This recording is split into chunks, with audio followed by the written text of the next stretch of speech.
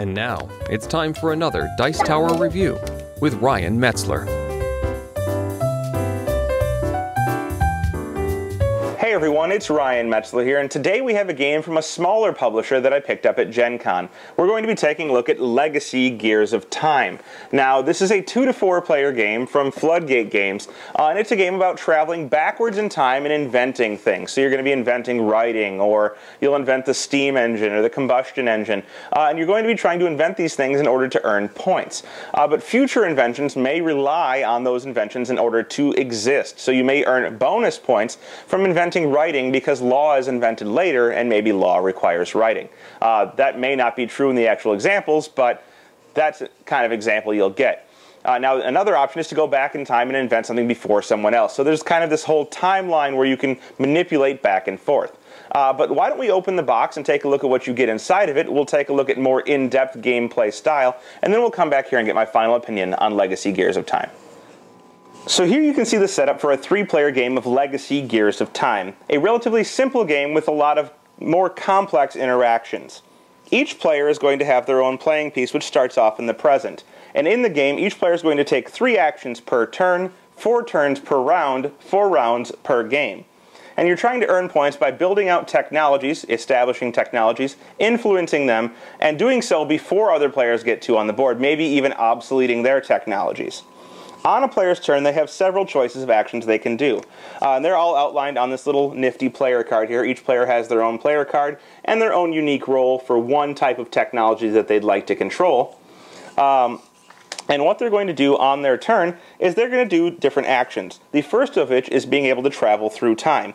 And you can travel back as far as you want. You can see we have 1, 2, 3, 4, 5 eras at the start of a 3-player game in which you can travel to. When you travel backwards, you can never travel back forwards again until the end of a round. So you don't want to travel too far back, because if you do so, you're not going to get to go back forward and establish new technologies in the earlier ages.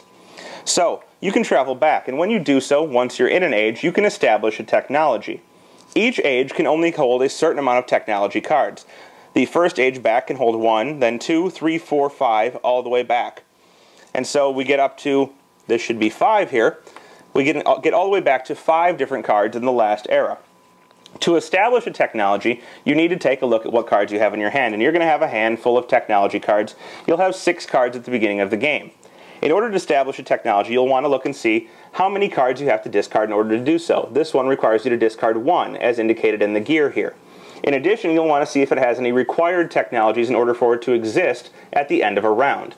In this case, it's a fundamental technology, so it doesn't require anything. This player could play this to the table, and they would have to pay 1 card from their hand face down in order to do so. So let's say they had this card in their hand, they would discard it face down, and they've got this in play. In addition, they're going to take 1 of their influence cubes from their general supply here. It's called just the general supply, and they would put 1 cube on it, matching the cost. If the cost were 3, they'd put 3 cubes out. Another thing you can do on your turn with one of your 3 actions you get per turn is to draw 2 cards. You would draw these cards, you would look at them, and you would choose 1 to keep. So maybe I don't want to keep this technology card, but I'd like to keep this action card, which can be used on any of my turns for free. It doesn't cost one of your actions to do so. So you'd keep that in your hand. You're going to go through in this way with each player taking their 3 actions for a turn, then advancing to the next turn, taking 3 more actions, advancing to the next turn, taking 3 more actions, until you go through all 4 turns, at which point you're going to go into a scoring round. And I'm going to lay out some cards and show you how the scoring round works. So here we are at the end of the 4th turn of the first round, and all of the players have played these cards out, and we're at the end of Blue's turn. And since they know they're going into a scoring round, Blue decides to play this card from their hand that lets them modify the amount of influence cubes on these cards, and it lets them place 1 influence cube on any card. Let's say this was the situation here, and they decide to place their blue cube out on the advanced sciences technology there, at least matching the control for that card. Now that we've finished up with that, we're going to go through and see if any of these technologies can't survive because they either don't have any cubes on them or they don't have the prerequisites out on the board. So we look at refrigeration, and we can see that agriculture and basic tools are both out on the board, agriculture here, and some basic tools. So this can survive, and it has cubes on it. We look at mining, and it needs basic tools. Well, we know basic tools exists, and it has cubes on it, so we're good to go. We look at analytical engine, We need electricity, logic, printing press, and the printing press requires writing. Well, several of those technologies do not exist here. So, we're going to remove this technology from the board. It cannot exist. It's going to get discarded, and the cubes are going to go back to purple's supply. The basic sciences is good to go, or advanced sciences requires basic sciences, and the rest of these are fundamental and have cubes on them. After this point, we're going to go through and score the different cards, and I find it's easier to score from the closest to the current era back because of the dependencies of different cards. So, we're going to look at refrigeration. Well, blue clearly has influence over refrigeration. They're going to take one of their cubes back and place it in their current pool, which goes on this card here, and are different tokens you can use later to influence technologies already on the board to try and gain control of them. They're going to get 4 points. So blue scores 1, 2, 3, 4. In addition, we're going to look at who controls agriculture. Now, what we can see here is agriculture is right here. It is worth 2 points. So yellow controls it, they're going to get 2 points. In addition, we're going to look and see who controls basic tools. Well, basic tools actually has 2 of them on the board. This is a situation that can't happen. And when this does happen, the earlier one always takes precedence. So again, purple has been preempted by yellow, who went back and built it at an earlier time, and purple's basic tools card is going to be removed from the board with their cubes returned to their supply. In this case, yellow is going to score the 1 point for having the basic tools out on the board that refrigeration relies on. Then we would move to mining. Mining, obviously controlled by purple. Purple gets one of their cubes back. They get 3 points. And we're going to look again who controls basic tools is yellow. They get 1 more point. Then we'll move on to the advanced sciences. There is no clear control, so each player is going to get half of the points rounded down, which in this case is 1 for both yellow and blue. Then each player is going to get one of their cubes back to their board in order to use to influence things later.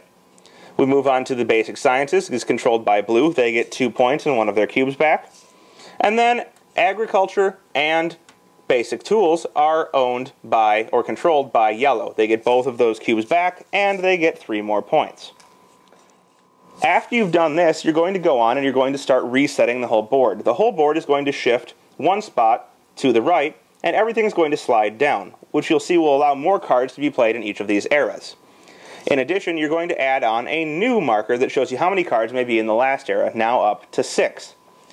In addition, each of the pawns are going to go back to the starting area, and they'll be able to travel backwards in time again in order to score more points. We'll advance the round to number 2, and we'll proceed with another set of 4 turns. Now, it's good to note that an action you didn't see previously would be to move backwards in time, and then later on one of your other actions, use the cubes that you return to your board to influence these different actions.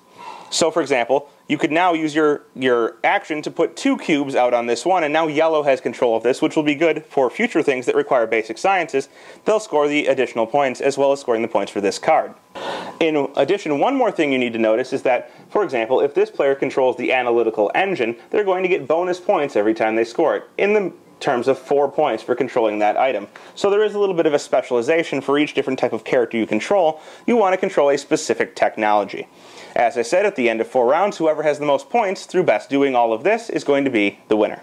And there you have it. That is Legacy Gears of Time.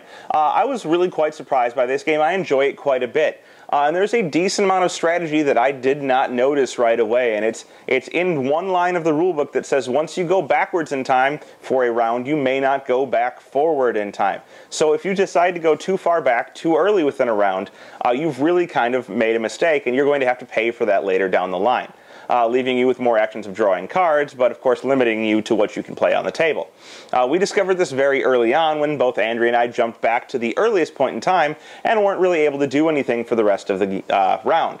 But as you learn what you're doing and as you learn how to properly time those movements back and forth, how to use some of the cards to actually break the rules and jump back forward, you'll see kind of an intricate gameplay where you can kind of trick your opponent into playing something to the table, thinking that they're going to get a lot of points for it, and then kind of negate that by playing the invention earlier or by playing something off of it later that kind of benefits you more. So with that said, Legacy Gears of Time has a decent amount of strategy. It's a game that is from a small publisher and one that I think you should definitely check out because I think it offers more than initially meets the eye. Thanks for watching our review today. For more information about board games, as well as the #1 board game audio podcast, check out Dicetower.com for reviews, interviews, and more. I'm Eric Summerer, and you've been watching The Dice Tower.